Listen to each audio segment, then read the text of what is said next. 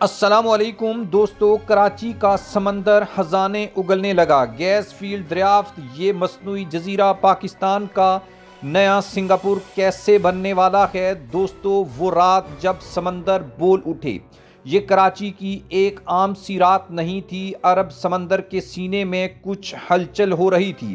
دوستو، radar screens پر غیر معمولی سگنل، سائمنگس ڈیٹا میں غیر معمولی جھٹکے اور آف شور رنگز پر انجینئرز کے چہرے پر ایک سنجیدہ خوشی تھی۔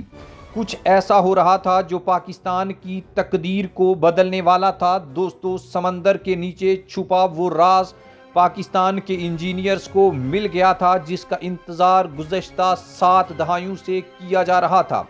دوستو، کئی سالوں سے ماہرین کہتے آ رہے تھے کہ کراچی کے جنوب میں سمندر کے نیچے ایک توانائی کا خزانہ دفن ہے، مگر کسی نے بھی اس کے اوپر یقین نہیں کیا تھا۔ اور پھر یہ ڈرلنگ کے دوران ایک کنواں تیل کے بجائے پریشر سے ابل پڑا تھا۔ دوستو، گیس خالص، طاقتور اور بے حد مقدار میں یہاں سے دریافت ہو چکی تھی اور انجینئرز جشن منانے کی تیاری کر رہے تھے۔ چند دنوں میں پھر تصدیق ہو گئی کہ پاکستان کے ساحل سے 40 کلومیٹر دور عرب ساگر میں ایک بڑا تیل اور گیس فیلڈ دریافت ہو چکا ہے۔ دوستو، اب یہ مسئلہ تھا کہ اس خزانے کو نکالا کیسے جائے۔ سمندر گہرا تھا، لہریں خطرناک تھیں اور موسم غیر متوقع تھا۔ تب ایک پاکستان نے انقلابی فیصلہ کیا، اور فیصلہ یہ تھا کہ پاکستان اپنا پہلا مصنوعی جزیرہ بنائے گا، ایک ایسا جزیرہ جو سمندر کے بیچ انرجی سیکٹر بنے گا۔ پاکستان کا دبئی موومنٹ بنے گا۔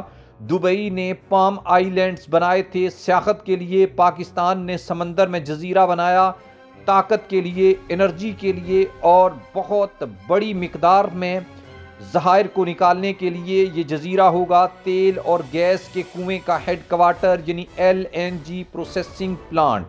یہ آئل سٹوریج کرے گا، یہ ہیلی پیڈز بنائے گا، رہائشی کمپلیکس بنیں گے اور کنٹرول روم سینٹرز بھی بنیں گے۔ دوستو، پاکستان کا یہ انرجی آئی لینڈ کراچی سے صرف 40 کلومیٹر دور ہے، اور اس جزیرے کی لوکیشن ایسی ہے کہ کراچی پورٹ سے، گوادر روٹ سے اور انٹرنیشنل شپنگ لین سے یہ براہ راست کنیکٹ ہو چکا ہے۔ یعنی پاکستان اب صرف تیل نکالے گا نہیں، بلکہ اسے عالمی منڈی تک بھی خود پہنچائے گا۔ یہ دریافت کیوں خطرناک حد تک بڑی ہے؟ ماہرین کے مطابق یہ فیلڈ پاکستان کی گیس کی ضروریات کا بڑا حصہ کئی دہائیوں تک پورا کر سکتی ہے۔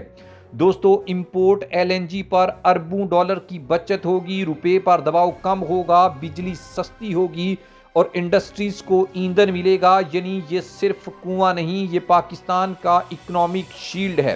دوستو، آپ نے شاید ٹی وی پر نہیں سنا، کیونکہ یہ خبر بڑی طاقتوں کو کھلا رہی ہے۔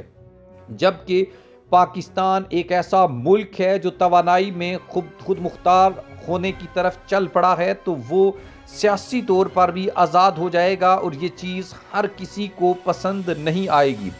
دوستو، سمندر میں بنتا یہ نیا شہر، یہ مصنوعی جزیرہ صرف تیل نکالنے کے لیے نہیں ہوگا، یہ ہوگا energy free zone, international investors کا ہب، ٹیکنالوجی پارک اور آف شور سروس سینٹر۔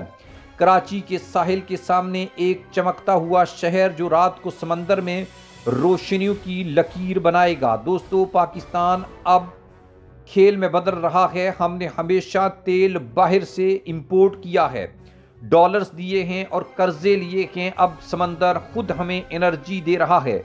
یہ وہ وقت ہے جب پاکستان صرف نقشے پر ہی نہیں بلکہ معاشی طور پر بھی ایک نئی طاقت بن رہا ہے۔